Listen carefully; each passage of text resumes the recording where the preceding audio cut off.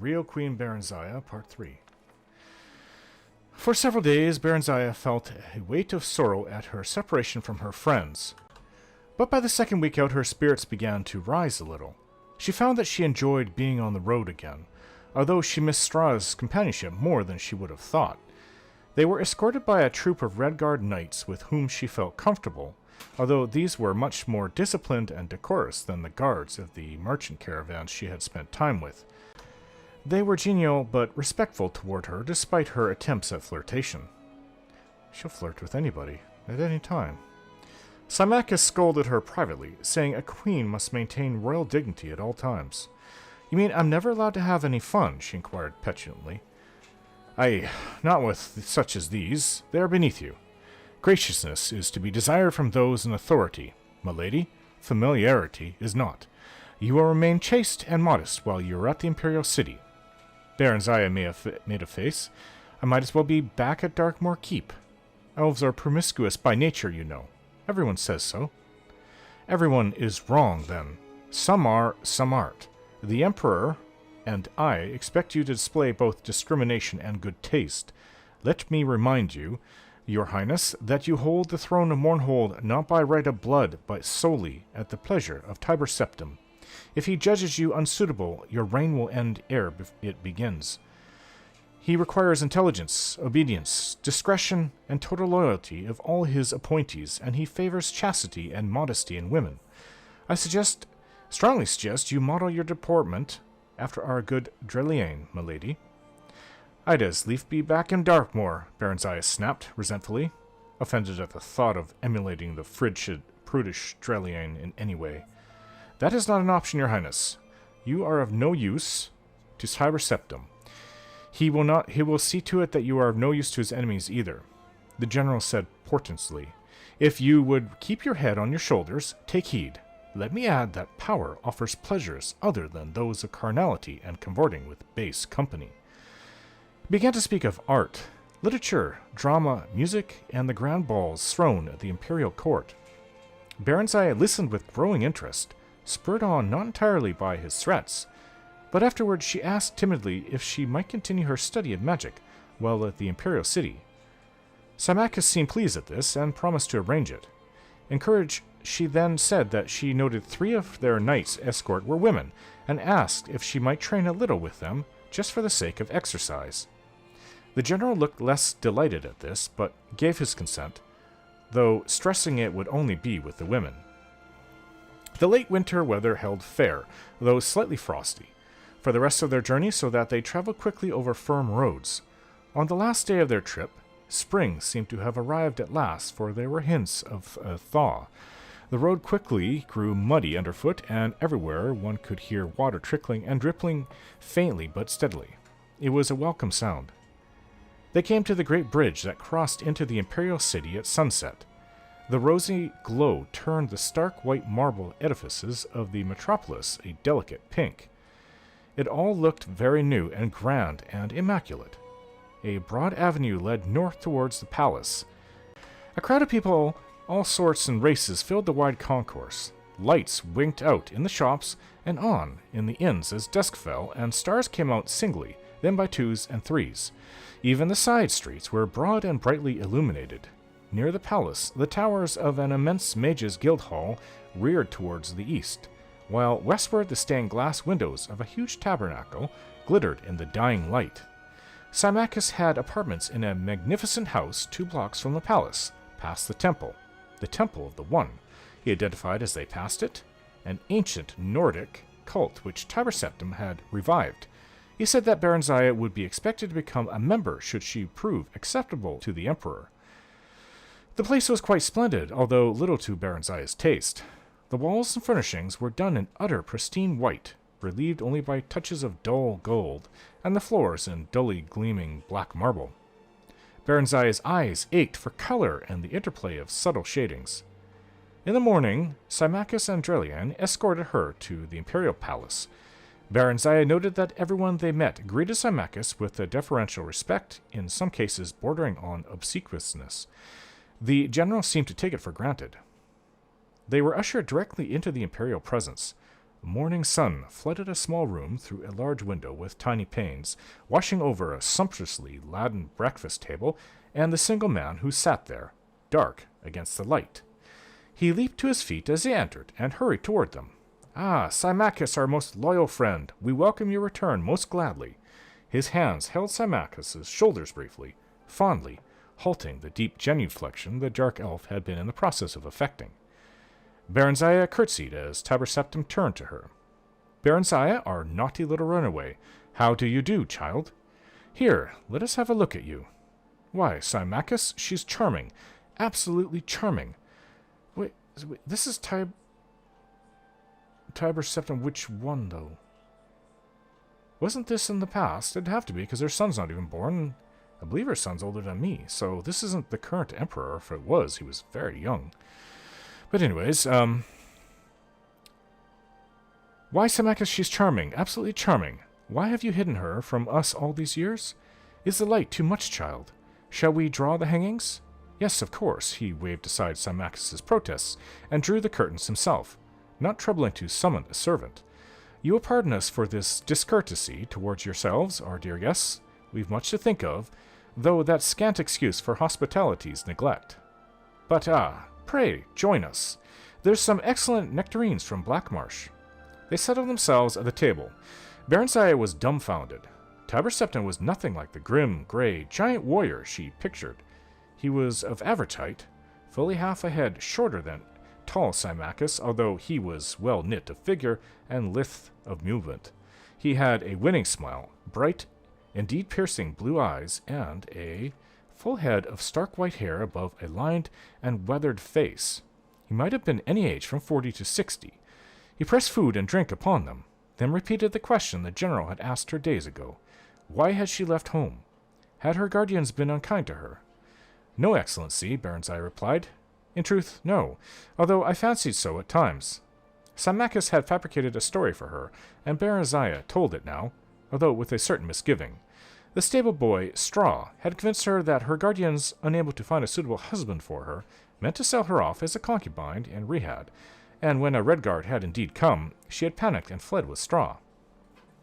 Tiber Septim seemed fascinated and listened raptly as she provided details of her life as a merchant caravan escort. Why, 'tis like a ballad, he said. By the one, we'll have the court bard set it to music. What a charming boy you must have made.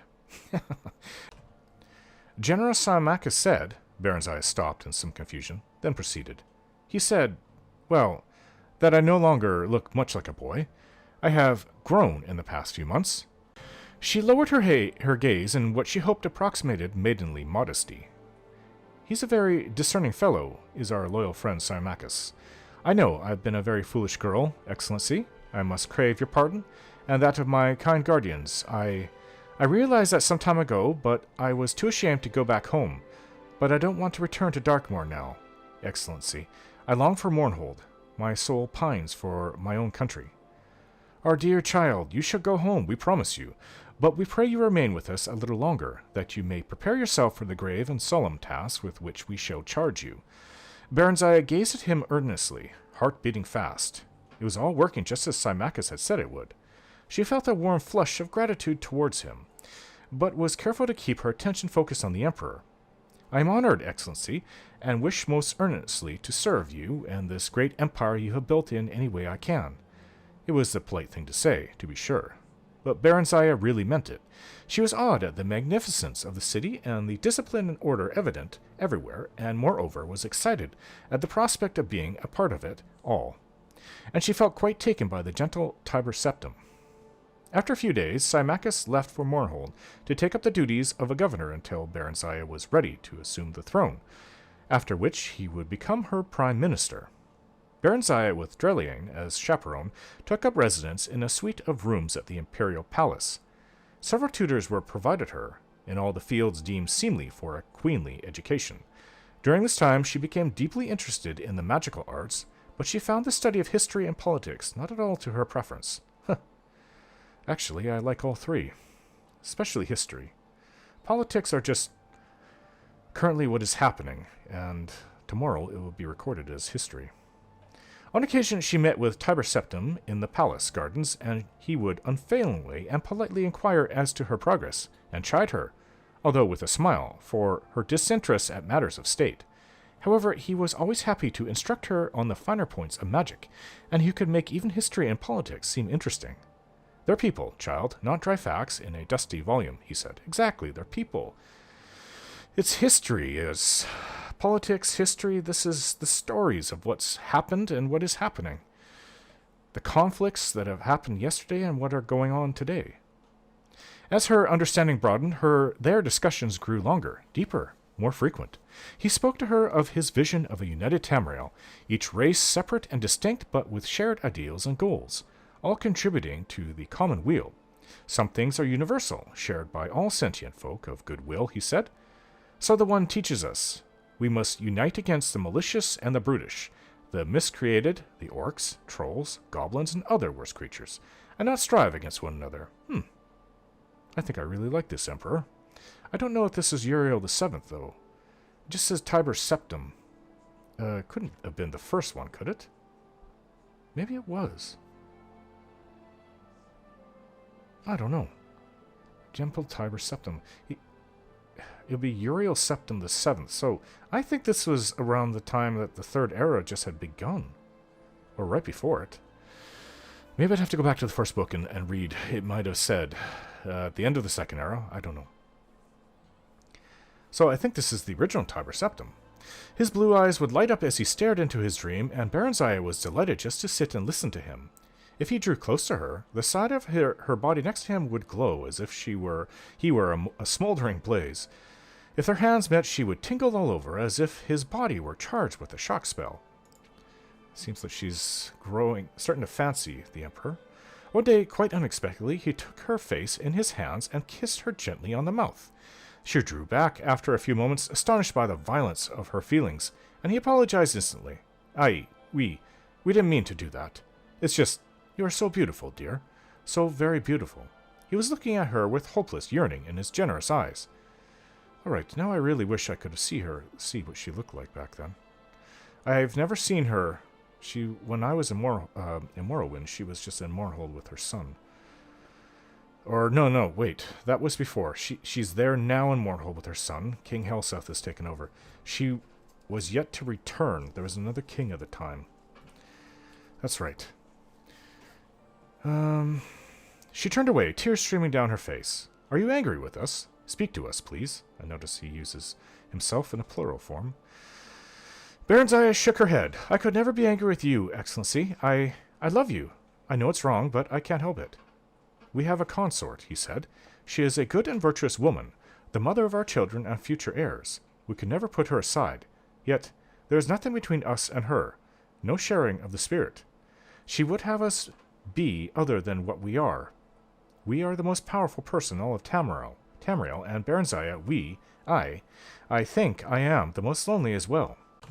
He stood up suddenly. "Power," he said with sublime contempt. "I'd trade a goodly share of it for youth and love if the gods would only sanction it." Interesting.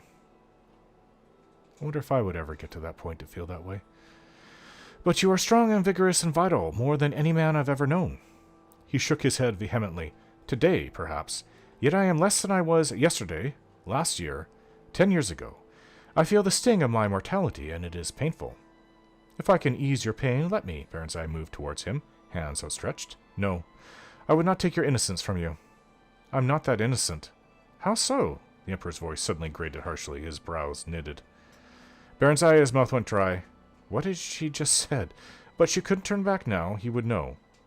"There was straw," she faltered. I was lonely too. Am lonely. And not so strong as you." She cast her eyes down in abashment. I guess I'm not worthy, Excellency."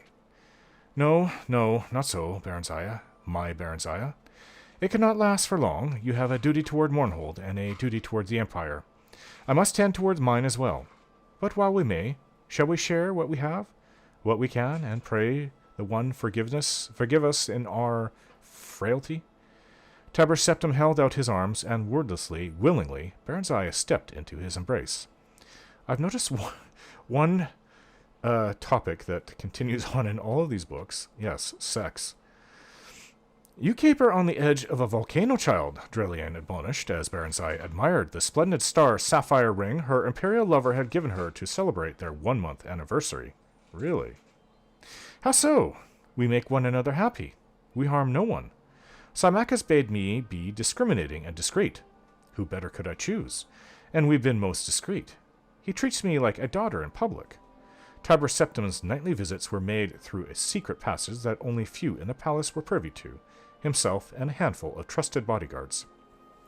He slavers over you like a cur his supper. Have you not noticed the coolness of the Empress and her son toward you? Barenziah shrugged. Even before she and Septim had become lovers, she received no more from his family than bare civility. Threadbare civility. What matter? It is Tiber Septim who holds the power. But it is his son who holds the future. Do not put his mother up to public scorn, I beg you. Yes, considering that us men live for only so long compared to Myr. Can I help it if that dry stick of a woman cannot hold her husband's interest, even in conversation at dinner? Have less to say in public, that is all I ask. She matters little, it is true, but her children love her, and you do not want them as enemies. Tiber Septim has not long to live, I mean. Dreliane amended quickly as Barenziah's scowl. Humans are all short-lived, ephemeral, as we of the elder races say. They come and go as the seasons, but the families of the powerful ones live on for a time. You must be a friend to this family, if you would see lasting profit from your relationship. Ah, but how can I make you see truly, you who are so young and human-bred as well? If you take heed and wisely, you and Mournhold are likely to live to see the fall of the Septim dynasty, if indeed he has founded one, just as you have witnessed its rise. It is the way of human history. They ebb and flow like the inconstant tides. Their cities and dominions bloom like spring flowers, only to wither and die in the summer sun. But the elves endure. We are as a year to their hour, a decade to their day. A bit of an exaggeration, though. Tiber Septim lived for over a century. If he's 40 to 60, he has a long life ahead of him still. Barenziah just laughed. She knew that rumors abounded about her and Tiber Septim. She enjoyed the attention, for all save the Empress and her son seemed captivated by her. Minstrels sang of her dark beauty and her charming ways. She was in fashion and in love. And if it was temporary, well, what was not? She was happy for the first time she could remember, each of her days filled with joy and pleasure, and the nights were even better. I can imagine. Something that I am missing. What is wrong with me? Barenziah lamented. Look, not one of my skirts fit. What's become of my waistland? Am I getting fat? Barenziah regarded her thin arms and legs and her undeniably thickened waist in the mirror with displeasure. Obviously the Emperor gave her a child. Dreliane shrugged. You appear to be with child, young as you are. Constant pairing with a human has brought you to early fertility. I see no choice but for you to speak with the Emperor about it. You are in his power. It would be best, I think, for you to go directly to Mournhold if he would agree to it, and bear the child there. I am not aware of any child that she had with the Emperor, but... Alone? Barenziah placed her hands on her swollen belly, tears forming in her eyes. Everything in her yearned to share the fruit of her love with her lover. He'll never agree to that. He won't be parted from me now, you'll see. Dreliane shook her head. Although she said no more, a look of sympathy and sorrow had replaced her usual cool scorn. That night Barenziah told Tiber Septim when he came to her for their usual assignation. With child? He looked shocked. No, stunned. You're sure of it? But I was told elves do not bear at so young an age. Barenziah forced a smile. How can I be sure? I shall have my healer fetched. The healer, a high elf of middle years, confirmed that Barenziah was indeed pregnant, and that such a thing had never before been known to happen. It was a testimony to his excellency's potency, the healer said in sycophantic tones. Tiber Septim roared at him. This must not be, he said. Undo it. We command you. Sire, the healer gaped at him. I cannot. I may not. Of course you can, you incompetent dullard, the Emperor snapped. It is our express wish that you do so. Barenziah. Still, they left out the S. then silent and wide-eyed with terror, suddenly sat up in bed. "No!" she screamed. "No! What are you saying?" "Child," Tiber Septim sat down beside her, his face wearing one of his winning smiles. "I'm so sorry, truly, but this cannot be. Your issue would be a threat to my son and his sons. I shall no more put it plainly than that." "The child I bear is yours," she wailed.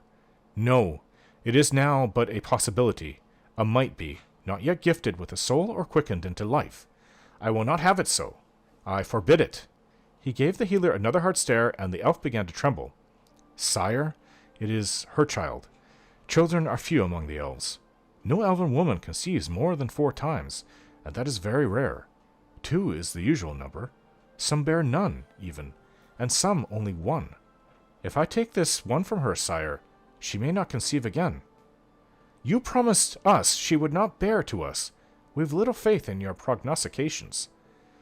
Barenziah scrambled naked from the bed and ran for the door, not knowing where she was going, only that she could not stay. She never reached it. Darkness overtook her.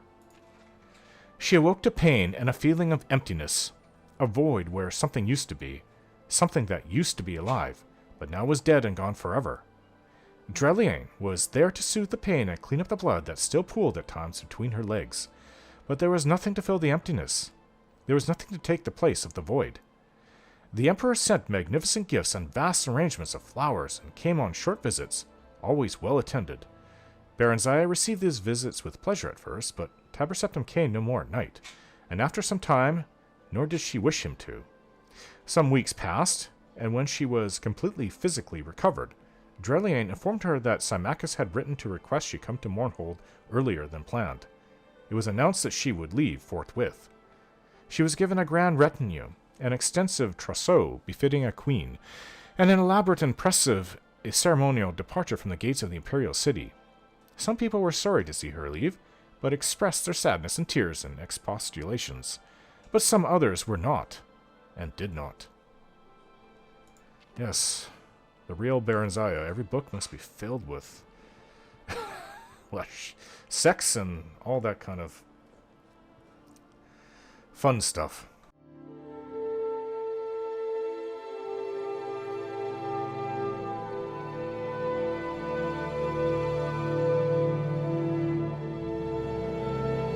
Don't forget to like, share, and subscribe.